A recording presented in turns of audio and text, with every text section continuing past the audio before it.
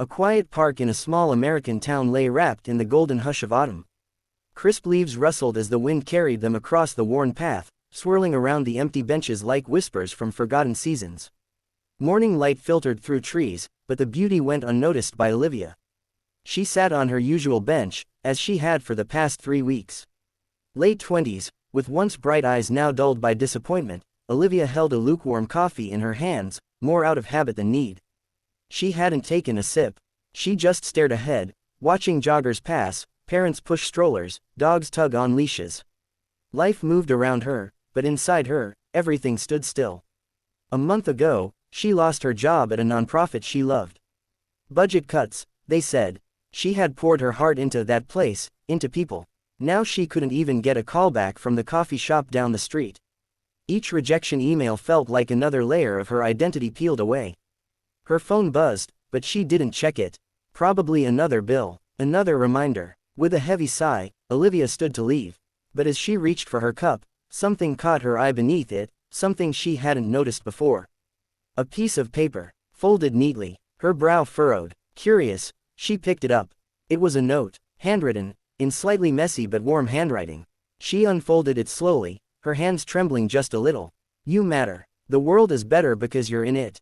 Keep going. She blinked, stunned. Her heart skipped. She looked around, but no one seemed to notice her. A single tear rolled down her cheek as she sat back down, the paper clutched in her hand like a lifeline. Something inside her had just shifted. She unfolded the paper with hesitant fingers, the edges soft and creased from having been folded with care. Her eyes scanned the handwritten message. You matter. The world is better because you're in it. Keep going. For a moment, the world seemed to pause. The sound of distant footsteps, barking dogs, and rustling leaves faded into a hush. Olivia's eyes stayed locked on the words, as if reading them again might make them more real. She looked up quickly, instinctively searching the path, the trees, the nearby benches. But there was no one paying her any attention. A jogger ran past, earbuds in. An older couple fed ducks by the pond. No one looked her way.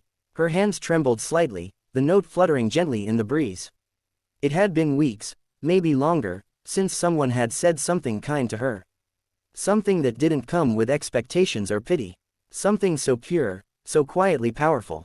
She didn't know who left the note, or why they had chosen that moment, that bench, that message. But it felt like it was meant for her.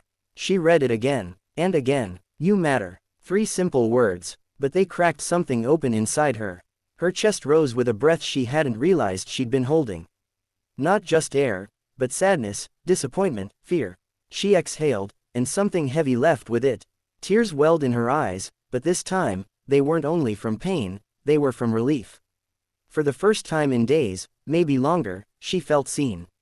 Not for what she had lost, but for simply being. She folded the note gently, as if it were something sacred. Slipped it into her coat pocket, and sat a little straighter. Not everything had changed, but something had. The next morning, Olivia walked back to the same park bench. The sky was overcast, and the chill of early fall clung to the air, but something inside her felt lighter. In her coat pocket, she carried a small notepad and a pen, items she hadn't used in weeks. She sat where she always did, but this time, with purpose. Gently tearing out a sheet, she thought about what she had needed to. Here just yesterday. With steady hands, she wrote, "Whatever you're going through, you're not alone." She folded the note neatly, tucking it under the corner of the bench so it wouldn't blow away. A part of her felt foolish. What if no one saw it? But another part, the part beginning to believe in small miracles, whispered that maybe someone would. That one note turned into a quiet ritual. Each morning, she left a new message. You are stronger than you think. This world needs your light. Even the smallest step forward counts. She never signed them. She didn't have to. The words weren't about her, they were about whoever needed them most. A week passed. Then 2. One morning, Olivia arrived to find a folded note already waiting. Her heart skipped. She opened it slowly. Your words saved me. Thank you. Tears welled in her eyes. Someone had read her note. Someone had felt seen, just as she once had. More notes began to appear, different handwriting, different messages. Some were hopeful, others raw, but all were real. Soon, the bench overflowed with paper hearts folded in ink and kindness. It had become more than just a seat in the park. It had become a silent messenger of hope, and Olivia its quiet keeper. Rain fell in steady sheets, soaking the empty park as dusk settled in. The usual warmth of autumn had faded into a bone-deep chill, and the trees swayed with the wind like silent mourners. A man in a tattered hoodie shuffled toward the bench. His clothes were soaked through, his shoes barely held together. His eyes, hollow and red from nights without sleep, stared down at the ground. No one noticed him, no one ever did. He sat down, water seeping through the threadbare fabric as he hunched over, clutching his arms. He didn't come for rest, he came to decide if he could keep going. Life had become a blur of rejection, hunger, and silence. But then, something caught his eye. A small note, tucked carefully under the edge of the bench. Curious despite himself, he reached for it with shaking fingers and unfolded the damp paper. In clear, steady handwriting it read, "You've survived every bad day so far. That makes you unstoppable." He stared at the words. Then read them again. No one had said anything kind to him in months. No one had spoken to him at all, really. Yet here was a message, simple, honest, and impossible to ignore. He didn't cry. He hadn't cried in years. But something shifted. Like a breath of air reached a part of his soul that had been locked away. The rain kept falling, but it no longer felt like it was drowning him. He stood up slowly, pocketed the note, and walked toward the shelter he usually avoided. Not because he expected a miracle, but because, for the first time in a long time, he felt like maybe he still had a chance.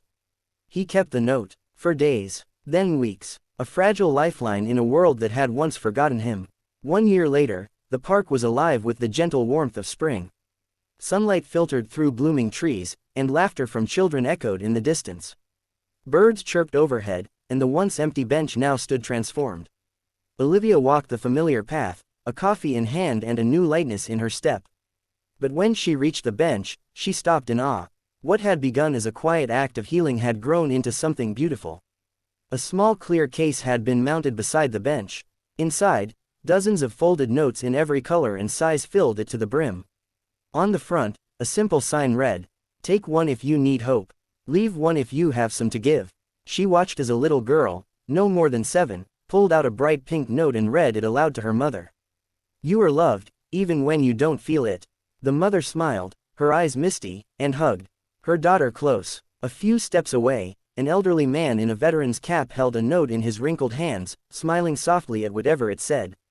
Others passed by, some pausing to read, others quietly adding their own folded offerings. Olivia felt tears rise, but they weren't from sadness. They were tears of deep, full gratitude. This bench, once her sanctuary in silence, had become a haven of hope for so many. She sat down gently, pulled out a small piece of paper, and wrote slowly, deliberately. "A single kind word can change everything. It did for me." She folded it carefully and placed it in the case, tucking it among the others.